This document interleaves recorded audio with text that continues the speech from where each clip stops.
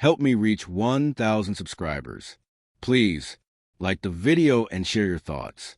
In the comments, your feedback helps.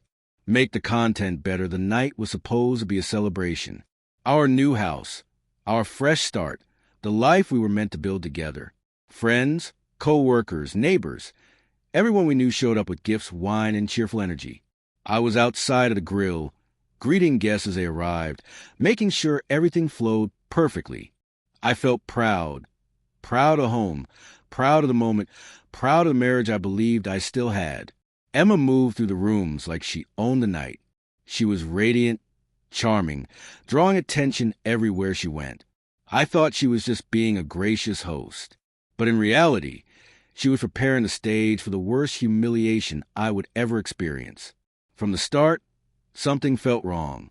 She kept slipping away into the hallway or kitchen, whispering into her phone under the excuse of checking food or topping off drinks, even though nothing needed checking.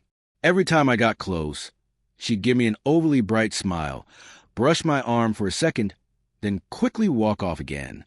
I ignored it. Parties made her nervous, and she often kept herself busy. But then Adrian arrived, her co-worker, younger, fit, handsome, the type of man who drew eyes the moment he stepped in. And Emma noticed him more than anyone else. Far more. Everything about her shifted when he walked in. She lit up in a way she hadn't for me in a long time. They stood off to the side, whispering, laughing, leaning so close their shoulders touched. People noticed. A few guests exchanged uneasy looks. One of my friends nudged me and asked quietly, "Man, are you two okay?" I pretended everything was fine, even though everyone could see what I didn't want to admit.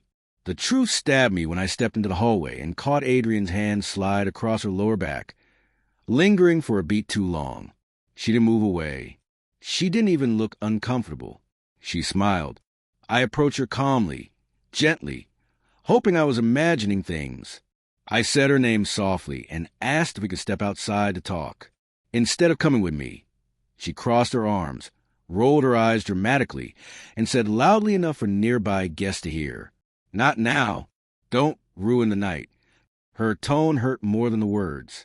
I swallowed the pain and stepped outside alone, trying to steady myself.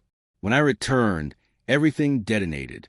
I walked back into the living room, just as she stood in the center of the crowd, cheeks flushed, eyes blazing. And there beside her was Adrian, too close. People had formed a half circle, confused and uncomfortable. Someone must have asked a question, because the next thing I knew, she exploded. She pointed at me, hands shaking, and screamed so loudly the music felt like it stopped mid-note.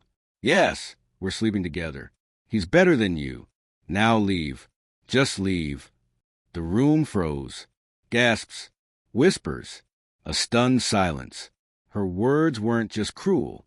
They were a public execution, violent, final, and delivered in the house we were supposed to share. But the strangest part? Adrian looked horrified, too. He hadn't expected her to go that far. He stepped away from her, shaking his head. "Emma, what the hell?" he muttered.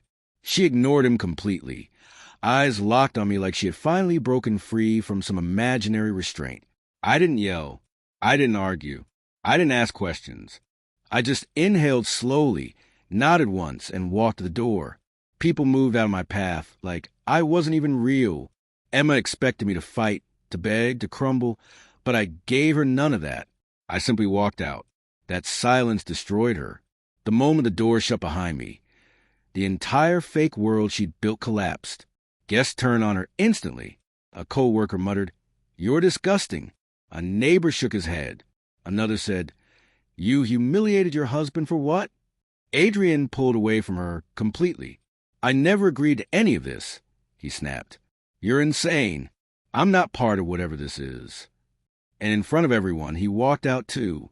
The man she claimed was better abandoned her the moment she needed him to validate the lie. Within minutes, most guests left, whispering, judging, stunned by what they'd witnessed. The party ended not in celebration, but in disgrace.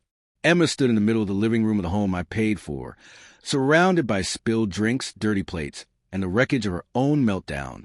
She called me 27 times that night. Sent long messages, voice notes filled with sobbing apologies, saying she didn't mean it. She was drunk. She wanted attention. She wasn't thinking. But the truth was obvious. She revealed exactly who she was. And in doing so, she destroyed herself. I never returned. The next morning, her parent arrived after hearing what happened.